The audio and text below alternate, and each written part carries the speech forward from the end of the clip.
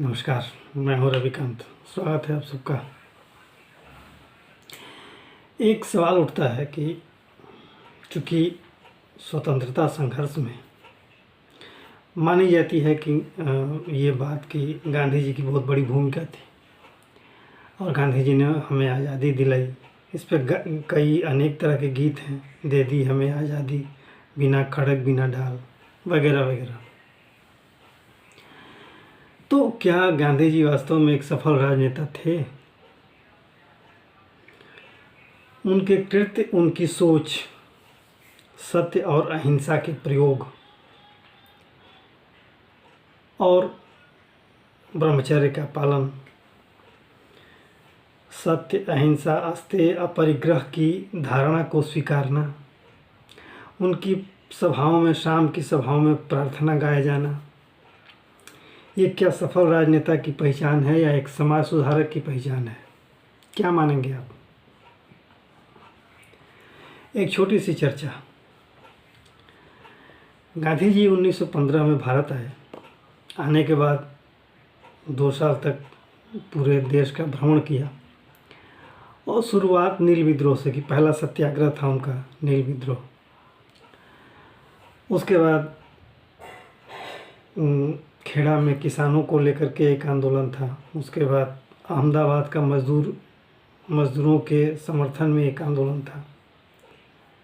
ये सभी आंशिक थे। इतिहास में इसका उल्लेख है, ये आंशिक आंदोलन के रूप में थे। नील विद्रोह कोई ऐसा नहीं था। नील की खेती पूरी तरह बंद हो गई थी। चूँकि एक विरोध का स्वर उन्हें देना था, तो नील विद्रोह को, नील के मुद्दे को उन्होंने सामने लाया और इस तरह से अंग्रेज़ों का विरोध किया। गांधी जी के समय क्या जितने भी आंदोलन हुए, चाहे वो असहयोग आंदोलन हो, सविनय अवज्ञा आंदोलन हो, ये क्या सफल आंदोलन रहे? ये तो गांधी जी के दिशा निर्देश में तय हुए थे, शुरू हुए थे और गांधी जी ने इसकी रूपरेखा बनाई थी। गांधी जी ने ही वो सब कुछ बताया था कांग्रेस के लोगों को, अपने कार्यकर्ताओं को, कि आपको करना क्या है।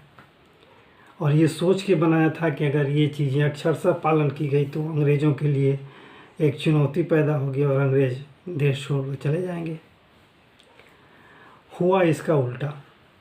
आप सभी 1905 से लेकर के, या हम कहते हैं कि 1885 में जब कांग्रेस स्थापित हुई, तब से लेकर 1947 तक कांग्रेस की जो भी कवायदें रही, जो भी प्रयास रहे, वो चाहे गांधी जी के पहले या गांधी जी के बाद, कांग्रेस ऐसा लगता है, अगर आप उस दौर का अध्ययन करेंगे तो ऐसा लगता है कि इनका प्रयास सिर्फ ये था कि हम अंग्रेज़ों के साथ कैसे सत्ता में भागीदार बन सकते हैं।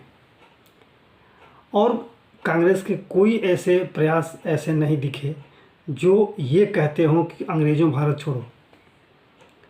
1942 का विद्रोह एक अपवाद कहा जाएगा, जो एक तरह से स्वतः स्फूर्त था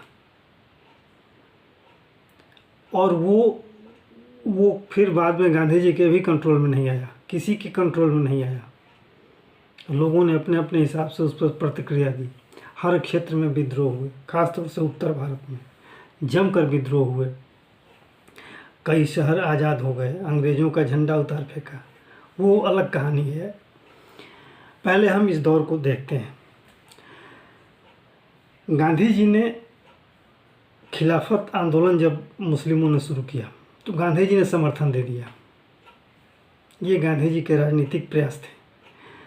कांग्रेस के कई बड़े नेताओं ने, कांग्रेस के लोगों ने गांधी जी को मना किया कि ये मुस्लिमों का अपना धार्मिक आंदोलन है, आप इसमें, हमारा कांग्रेस का कोई इसमें भूमिका नहीं होनी चाहिए, कांग्रेस की जो भूमिका है वही चलने दीजिए। तो महात्मा गांधी ने ये तर्क दिया कि समाज की एकता के लिए ज़रूरी है, हमें चूँकि आंदोलन में मुस्लिमों का भी साथ लेना है, इसलिए हमें खिलाफत में मुस्लिमों का साथ देना चाहिए। जबकि ये पूरी तरह पे धार्मिक आंदोलन था और इसका कोई परिणाम नहीं निकलने वाला था। तो ये अगर आलोचनात्मक दृष्टिकोण से देखें तो ये तुष्टीकरण के सीधे सीधे प्रयास थे जो महात्मा गांधी ने अपनाए भारतीय राजनीति में। अफ्रीका से आने के बाद। ये सिवाय तुष्टीकरण की राजनीति के और कुछ नहीं था। खिलाफत से न भारत को कुछ मिलने वाला था, न भारतीय समाज को कुछ मिलने वाला था, और न खिलाफत की का विवाद भारत से परे था, वो तुर्की से जुड़ा हुआ था। अंग्रेज़ों ने वहाँ खलीफा का शासन ख़त्म कर दिया और फिर एक नया आंदोलन वहाँ आया। फिर कमाल पाशा ने अपने समाज को एक नई दिशा दी, वो अलग कहानी है, उसका भारत से कोई मतलब नहीं। फिर भी गांधी जी ने इसका समर्थन किया और कांग्रेस अनमने रूप से इसका समर्थन, अब चूँकि गांधी जी थे तो गांधी जी के साथ कांग्रेस के लोगों ने भी समर्थन किया। ये अनावश्यक था, जबकि कांग्रेस के लोग ये समझ नहीं पा रहे थे कि हम इसमें कैसे समर्थन दें, क्या करना है। उसके बाद आया असहयोग आंदोलन। असहयोग आंदोलन ने 1857 के बाद एक नई ऊर्जा पैदा की पूरे भारतीय समाज में, और जो आंदोलन खड़ा किया और जो एनर्जी आई वो अप्रतिम एनर्जी थी। वो वास्तव में अंग्रेज़ों के खिलाफ थी और अंग्रेज़ों के विरोध में थी, अंग्रेज़ों को यहाँ से बाहर निकालने के लिए थी। लेकिन चौरी चौरा की एक घटना हुई, उसमें थाना को जला दिया गया, उसमें कई अंग्रेज़ सिपाही मारे गए और गांधी जी ने आवेश में आकर के इस आंदोलन को वापस ले लिया। जबकि अनेक कांग्रेसी या समाज के हर बड़े वर्ग के लोगों ने, हर नेताओं ने गांधी जी की आलोचना की इस काम के लिए। गांधी जी को से कहा कि आप इस आंदोलन को वापस मत लीजिए, इसे होने दीजिए। अभी जो समाज में जो एनर्जी आई है, जो उत्तेजना आई है अंग्रेज़ों के खिलाफ, वो उसे चलने दीजिए। गांधी जी नहीं माने और सत्य अहिंसा के प्रयोग करते रहे और इस प्रयोग ने इस आंदोलन को वापस करने पर मजबूर कर दिया। गांधी जी ने असहयोग आंदोलन वापस ले लिया। पूरी कांग्रेस दिशाहीन हो गई, भारतीय समाज दिशाहीन हो गया। क्रांतिकारियों ने एक अलग दिशा तय कर ली अपनी, और अंग्रेज़ों के खिलाफ कांग्रेस के पैरेलल समानांतर अपनी एक दिशा, अपना एक जुनून, अपना एक उद्देश्य लेकर आगे बढ़ते रहे और अंग्रेज़ों के नाक में दम किया। कई क्रांतिकारी जेल भी गए, जिसमें से एक वीर सावरकर थे। कई ने कांग्रेस से नाता ही तोड़ लिया। अरबिंदो घोष ने जो दिशा दी थी क्रांतिकारियों को, वो संन्यास की राह पकड़ लिए, और ऐसे कई लोग थे। और ये शानदार ये प्रस्तुति थी भारतीय समाज की अंग्रेज़ों के खिलाफ असहयोग आंदोलन। उसके बाद अब कांग्रेस के अंदर मतभेद होने लगे तो गांधी जी ने संन्यास ले लिया, वो समाज सेवा में जुट गए। उसके बाद फिर जैसे ही साइमन कमीशन, ये एक आंदोलन था, साइमन कमीशन एक छोटा सा विरोध था। उसके बाद ये सब वीडियो में हम पूर्व के वीडियो में बता चुके हैं। उसके बाद आंदोलन के रूप में सविनय अवज्ञा आंदोलन आया, जिसमें सिविल कानूनों की नाफरमानी करनी थी। सारी रूपरेखा गांधी जी ने तय की थी। इसके बीच 3 गोलमेज सम्मेलन हुए, और ये सिर्फ गोलमेज सम्मेलन एक तरह से आओ चाय नाश्ता करो और जाओ, इसी कहानी पर आधारित थे। इसका न कोई और था न छोर था। बिना किसी उद्देश्य के अंग्रेज़ों ने ये एक बहलावे के लिए लोगों, कांग्रेस के नेताओं के मन बहलाव के लिए ये आयोजन किया था, और इसका कोई उद्देश्य नहीं था। कोई उद्देश्य, कोई परिणाम नहीं निकला, इसका कोई सफल परिणाम नहीं निकला। और जैसे ही असहयोग आंदोलन के बाद जब कांग्रेस दिशाहीन हो गई, भारतीय समाज दिशाहीन हो गया, तो अंग्रेज़ों ने समाज को बांटना शुरू किया। धार्मिक खाई बढ़ाई, हिंदू मुस्लिम के बीच खाई बढ़ाई, और हिंदू समाज को भी तोड़ना शुरू किया, सवर्ण, दलित और इस तरह की बातें। और यही परिणाम था कि 1932 में गांधी जी को पुनः पैक्ट करना पड़ा। अम्बेडकर और गांधी जी के बीच एक समझौता हुआ, जिसमें अलग निर्वाचक मंडल के बजाय दलितों के लिए, उनके लिए सीटें आरक्षित की गईं। तो इस तरह के काम अंग्रेज अपने कार्य में लगातार आगे बढ़ रहे थे। भारत को तोड़ना है, भारत को विखंडित करना है, भारत की एकता को ख़त्म करना है, ये अंग्रेज इसमें आगे बढ़ते रहे। और गांधी जी के इन सत्य के प्रयोग ने आंदोलन को ही दिशाहीन कर दिया। सारे आंदोलन असफल होते जा रहे थे। सविनय अवज्ञा आंदोलन भी असफल हो गया। तो और इस दौरान कांग्रेस का एक गुट था जो चाहता था कि सत्ता में हमारी भागीदारी हो। कांग्रेस का एक दूसरा गुट था जो वो ये कोशिश करता था कि हम अंग्रेज़ों के हर सरकारी प्रयास को, हर वैधानिक प्रयास को असफल करें। और एक वर्ग था जो सत्ता में भागीदारी के चाहता था, और एक वर्ग उसमें ऐसा था जो चाहता था कि हम ऐसे प्रयास करें कि अंग्रेज यहाँ से चले जाएं। हमारा उद्देश्य पूर्णतः स्वराज हो, पूर्णतः स्वतंत्रता हो, जिसमें से एक सुभाष चंद्र बोस थे। अब यही कारण था गांधी जी ने अपने आंदोलन के सामने, अपनी सोच के सामने राष्ट्रवादी नेताओं को कभी आगे बढ़ने नहीं दिया। ये गांधी जी की सोच थी। और अंग्रेज अपने आप को गांधी जी के व्यवहार से गांधी जी को अपना सहायक मानते थे। वो एक सुरक्षा की कसौटी मानते थे गांधी जी को।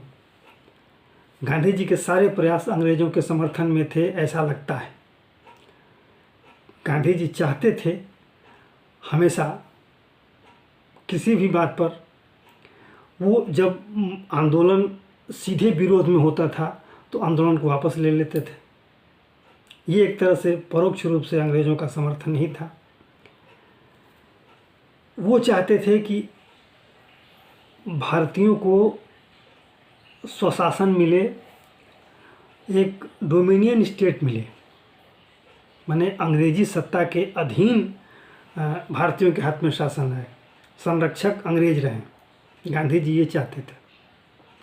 जबकि जो कांग्रेस के नए नए युवा आ रहे थे राजनीति में, उनका एक ही मत था, हमें आज़ादी चाहिए, स्वतंत्रता चाहिए। और ये राष्ट्रवाद की भावना से प्रेरित ये विचारधारा थी। लेकिन गांधी जी ने कभी इसको आगे नहीं बढ़ने दिया, उनका उद्देश्य जो रहा हो। अब इसमें कौन से सत्य के प्रयोग हो सकते हैं और कौन से अहिंसा के प्रयोग हो सकते हैं कि एक वर्ग कह रहा है कि हमें पूरी आज़ादी चाहिए और गांधी जी कह रहे हैं कि नहीं, हमें इसमें सत्य के प्रयोग करनी है। यही वजह थी कि जब सविनय अवज्ञा आंदोलन में समाज की तरफ से कोई लगातार ठंडी प्रतिक्रिया आ रही थी, कोई उस तरह के भावना समाज में, कोई उत्तेजना या कोई आक्रोश अंग्रेज़ों के खिलाफ नहीं पनप रहा था, ये आंदोलन ठंडा पड़ गया। इसीलिए कुछ सालों बाद कांग्रेस ने गांधी जी के विचारों से प्रभावित होकर या गांधी जी के दिशा निर्देश में व्यक्तिगत सत्याग्रह चलाया, क्योंकि समाज उसको आगे नहीं आया गांधी जी को और ज़्यादा इस तरह के आंदोलन के लिए प्रेरित करने पर। समाज एकदम असहाय सा हो गया था। भारतीय समाज, कांग्रेस के अनेक नेता वो दिशाहीन हो गए थे। सारे आंदोलन और सारी सोच ही दिशाहीन हो गई थी। जब आंदोलन के बाद भी ये डर होता था कि कब वो आंदोलन वापस हो जाए, ये किसी को नहीं पता। और वो वाकया जो सविनय अवज्ञा आंदोलन के दौरान गांधी जी ने दांडी के तट पर नमक उबाल करके और सिविल नाफरमानी की, कानून तोड़ा, नमक कानून तोड़ा, तो बहुत से अंग्रेज ऐसा कहते थे। बहुत से अखबार, उस समय मीडिया के लोग भी ऐसा अखबार छापते थे कि गांधी जी केतली में तब तक पानी उबालेंगे जब तक अंग्रेज भारत से चले न जाए। ये एक व्यंग था मीडिया के बीच। अंग्रेज भी ऐसा कहते थे। कुछ अंग्रेजों ने तो ये भी लिखा है जब तक गांधी जी हैं इस देश में तब तक हमें डरने की आवश्यकता नहीं है। ये एक अदृश्य दीवार है जो भारतीयों के आक्रोश से अंग्रेज़ों को बचाते हैं। ये अंग्रेज़ों की धारणा थी उस समय। ऐसे में हम कैसे मान सकते हैं कि गांधी जी एक सफल राजनेता थे या गांधी जी ने देश को आज़ाद कराया। आज़ादी का कोई एक सूत्र, कोई एक कदम गांधी जी ने चलने का या दिखाने का प्रयास ही नहीं किया। ये सबको पता है कि अगर समाज का एक वर्ग खड़ा हो गया किसी के खिलाफ तो उसमें, उस आक्रोश में कहीं न कहीं हिंसा होगी। तो उसमें सत्य के प्रयोग और अहिंसा के प्रयोग करने की क्या आवश्यकता है? तो फिर उस राजनेता को उस पथ से, उस रास्ते से हट जाना चाहिए। और किसी राष्ट्रवादी को ये बात सौंप देना चाहिए। अब देखिए, जब कांग्रेस ने सुभाष चंद्र बोस को अपना नेता चुना, कांग्रेस का अध्यक्ष चुना, तो गांधी जी ने इसको अपनी व्यक्तिगत क्षति करा दिया और कहा कि आप अध्यक्ष पद से हट जाइए। और ये सौभाग्य देखिए कि सुभाष चंद्र बोस लगातार दूसरे वर्ष भी अध्यक्ष बने, 1 वर्ष का कार्यकाल पूरा किया और दूसरे वर्ष के कार्यकाल में फिर चुने गए।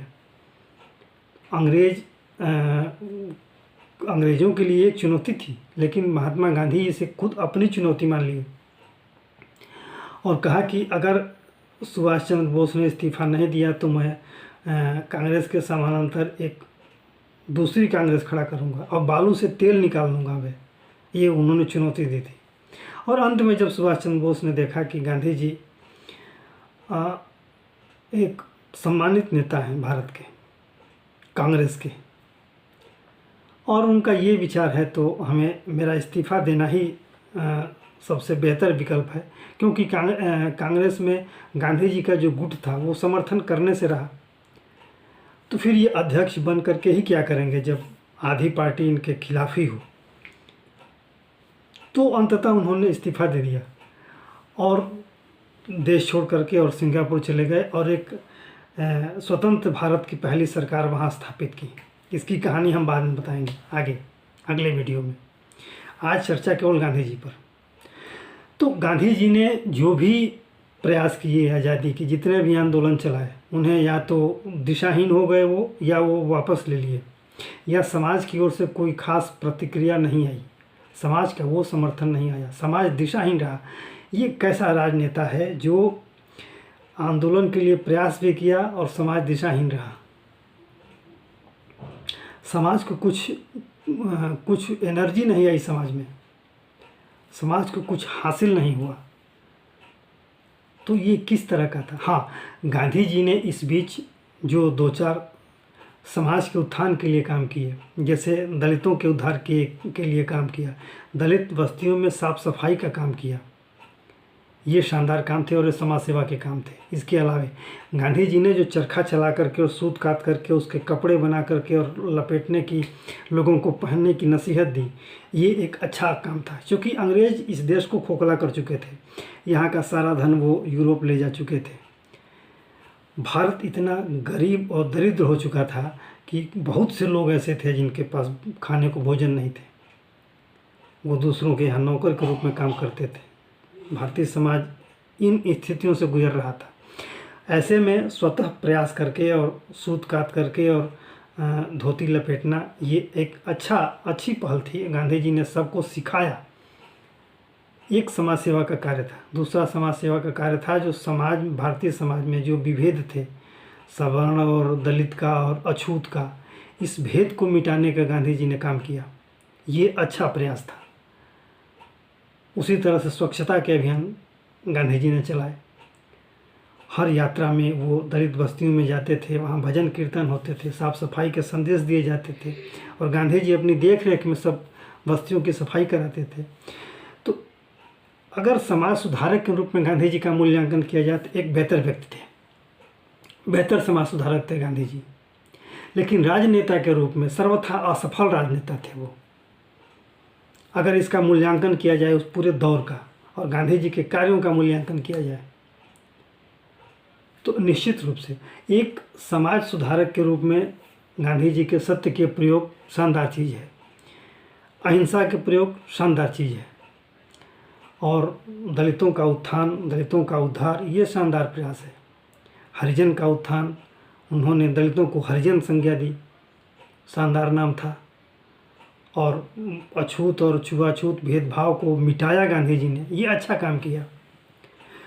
तो राजनेता के रूप में गांधी जी को असफल कहा जा सकता है, भले इतिहासकार न कहें, लेकिन अगर इस पर नए तरीके से शोध हो तो निश्चित रूप से गांधी जी एक असफल राजनेता साबित होंगे। लेकिन समाज सुधारक के रूप में गांधी जी की बड़ी भूमिका थी, जो आज के संदर्भ में भी ऐसे लोगों की आवश्यकता है हमारे भारतीय समाज को, जो हमारे समाज को एक नई दिशा दें, हमारे सामाजिक व्यवस्था को, सामाजिक विधान को एक नई दिशा दें, जो आज हमारे मोदी जी दे रहे हैं। तो इस तरह की बातें हैं। तो अगर स्वतंत्रता आंदोलन में 1905 से लेकर के 1947 तक के दौर का हम सिर्फ गांधी जी का मूल्यांकन करेंगे तो राजनेता के रूप में गांधी जी कभी सफल नहीं दिखे। कोई ऐसा आंदोलन नहीं था जो ये कहे कि देश को सफलता की तरफ ले जा रहा है और अंग्रेज सोचने पर मजबूर हो गए हों, ऐसा कहीं दिखा नहीं। हाँ, क्रांतिकारियों ने अंग्रेज़ों के नाकों में दम कर दिया था और ये हम अगले एक वीडियो में बताएंगे कि अंग्रेज़ क्यों गए देश छोड़ करके, उसमें किसकी भूमिका थी, ये हम अगले वीडियो में बताएंगे कभी। तो आज के लिए इतना ही। आशा है ये वीडियो आपको अच्छा लगा होगा। आपसे अनुरोध है कि आप इसे लाइक करें, शेयर करें, सब्सक्राइब जरूर करें। धन्यवाद।